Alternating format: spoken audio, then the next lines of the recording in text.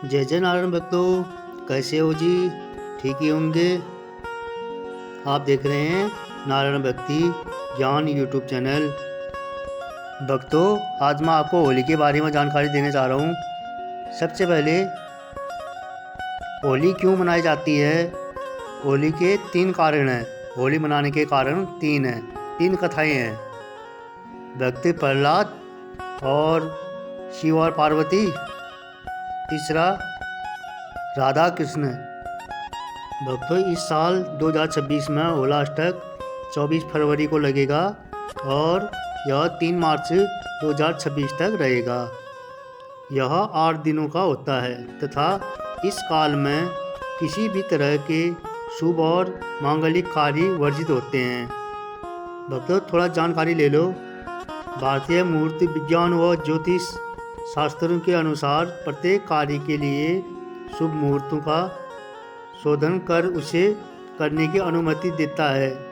कोई भी कार्य यदि शुभ मुहूर्त में किया जाता है तो वह उत्तम फल प्रदान करने वाला होता है। भक्तों, इस धर्मपुरी से भारतीय भूमि में प्रत्येक कार्य को सुसंस्कृत समय में किया जाता है, अर्थात ऐसा समय जो उस कार्य की पुनर्ता के लिए उपयुक्त हो। इस प्रकार प्रत्येक कार्य की दृष्टि से उसके शुभ समय का निर्धारण किया गया है, जैसे गर्भाधान, विवाह, पुष्पवन, नामकरण, चूहाकरण, विद्यारंभ, गृह प्रवेश व निर्माण, ग्रह शांति, हवन यज्ञ कार्य, स्नान, तेल मर्दन आदि कार्यों का सही और उपयुक्त समय निश्चित किया गया है। इसी प्रकार होलाष्टक को ज्योतिष की दृष्टि से एक होलाष्टक दोष माना जाता है, जिसमें विवाह, गर्भाधान, गृह प्रवेश, निर्माण आदि शुभ कार्य वर्जित है। इस वर्ष होलाष्टक 24 फरवरी मंगलवार से प्रारंभ हो रहा है, जो 3 मार्च होलिका दहन फागुन पूर्णिमा के साथ ही समाप्त हो जाएगा, अर्थात 8 दिनों का यह होलाष्टक दोष रहेगा, जिसमें सभी शुभ कार्य वर्जित है।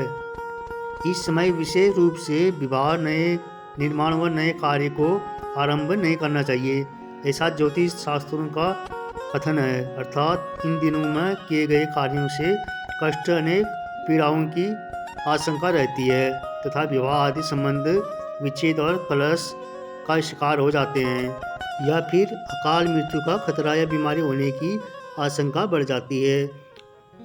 होला अष्टक से तात्पर्य है कि होली के 8 दिन पूर्व से है, अर्थात दुल्हनी से 8 दिन पहले होला अष्टक की शुरुआत हो जाती है। इन दिनों शुभ कार्य करने की मनाही होती है। हिंदू धर्मों के 16 संस्कारों को न करने की सलाह दी जाती है। माघ पूर्णिमा से होली की तैयारियों शुरू हो जाती है। होला अष्टक आरंभ होते ही 2 दंडों की स्थापित किया जाता है। इसमें एक होलिका का प्रतीक है और दूसरा प्रहलाद से संबंधित है। ऐसा माना जाता है कि होलिका से पूर्व 8 दिन दाह कर्म की तैयारी की जाती है। यह मृत्यु का सूचक है। इस दुख के कारण होली के पूर्व 8 दिनों तक कोई भी शुभ कार्य नहीं होता है।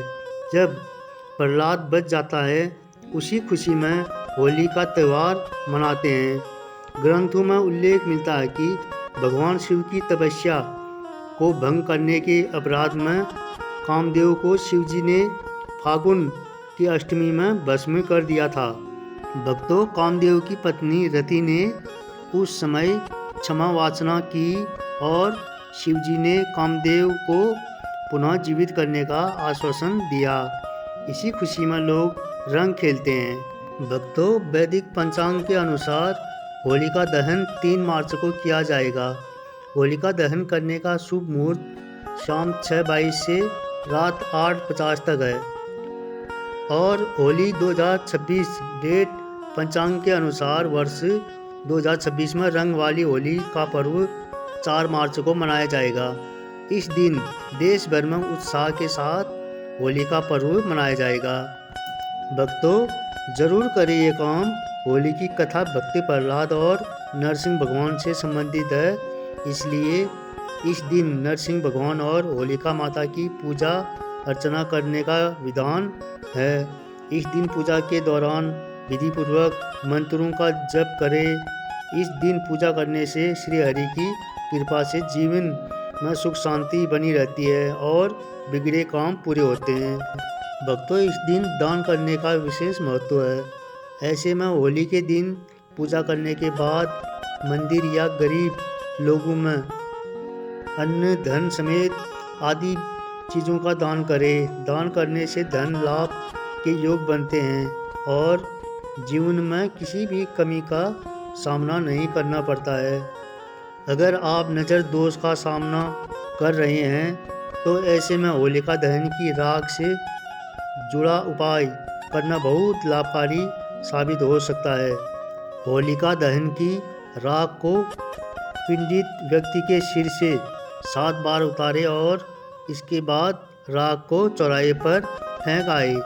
इस उपाय को करने से नज़र दोष की समस्या से मुक्ति मिलती है और जीवन में सुख शांति बनी रहती है। भक्तों, वृंदावन की पवित्र भूमि पर राधा रानी की प्राकट्व एक अलौकिक घटना मानी जाती है। कहा जाता है कि बरसाने के पास स्थित रावल गांव में राजा वृषभानु और रानी कीर्तिदा ने जन्म के अनेक वर्षों बाद भी संतान का सुख नहीं पाया था। दोनों प्रतिदिन भगवान से प्रार्थना करते कि उन्हें एक ऐसी संतान मिले जो संसार में शुभता और प्रेम फैलाए। एक दिन राजा वृषभानु यमुना के तट पर स्नान करने गए। अचानक उनकी दृष्टि एक तेजस्वी प्रकाश पर पड़ी।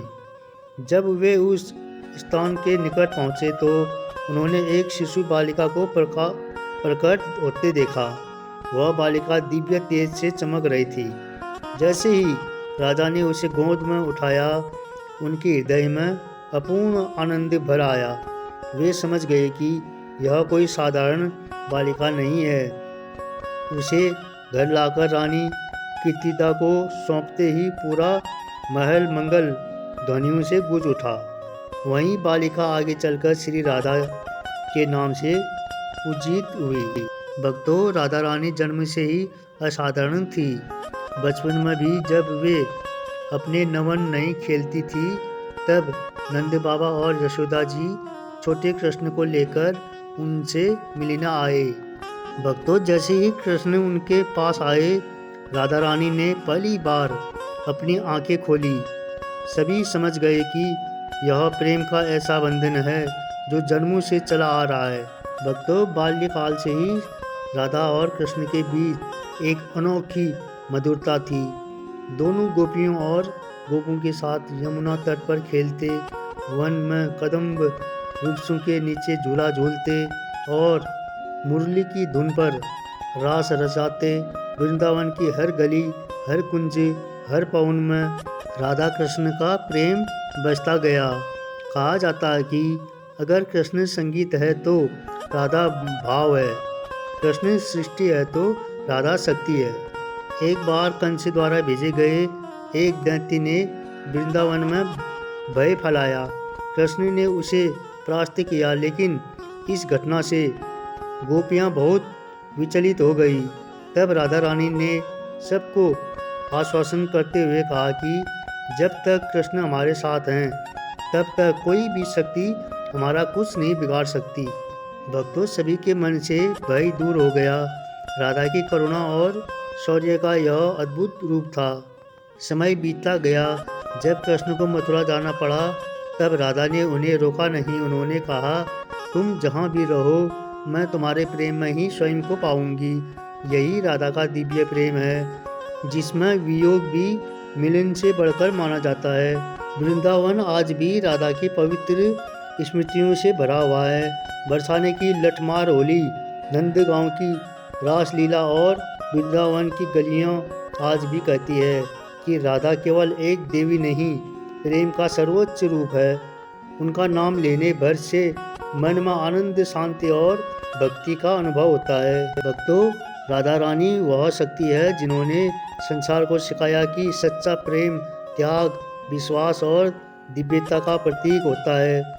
इसलिए कहा गया है राधा के बिना कृष्ण अधूरे हैं और कृष्ण के बिना राधा। सभी भक्तों को होली की बहुत बहुत शुभकामनाएं। जय जय नारायण।